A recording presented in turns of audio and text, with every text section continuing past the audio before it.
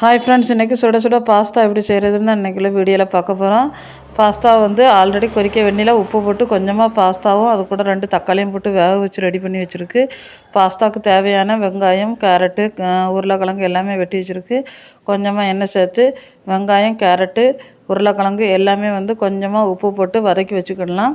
Pasta வேகிறதுக்கு அதுக்கு தகுந்தவரை உப்பு அதில் போட்டு வேக வச்சுருக்கேன். அதனால் நிறைய உப்பு போடணும். காய்கறிக்கு தேவையான உப்பு நீங்கள் போட்டு நல்லா வதக்கிக்கிடலாம். அதுக்கப்புறமா நம்ம வேக வச்ச தக்காளி இருக்குது, அந்த தக்காளியோட தோலை நீக்கிக்கிட்டு அதை ஒரு ஜாரில் போட்டு அது கூட கொஞ்சமாக வத்தப்பொடி, கொஞ்சமாக சுகர், சீனி சேர்த்து நம்ம நல்லா ஜாரில் அடித்தோன்னா நம்ம இந்த சாஸ் ஃப்ளேவரில் க்ரீமியாக வரும்.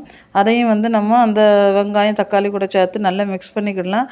மிக்ஸ் பண்ணிவிட்டு நம்ம வடித்து வச்சுருக்க பாஸ்தா ஊற்றிக்கும் அதில் போட்டு நல்லா கிண்டி எடுத்தோம்னா நல்ல க்ரீமியான ஒரு பாஸ்தா கிடச்சிரும். டேஸ்ட்டு நல்லாயிருக்கும்.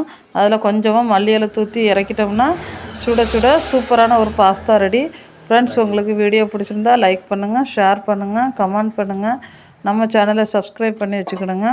வீட்டில் இது மாதிரி செய்து பார்த்துட்டு டேஸ்ட் எப்படி இருக்குன்னு உள்ளதையும் எங்கள்கிட்ட சொல்லுங்கள். வேறு ஒரு நல்ல ஒரு வீடியோவில் பார்க்கலாம். பாய்.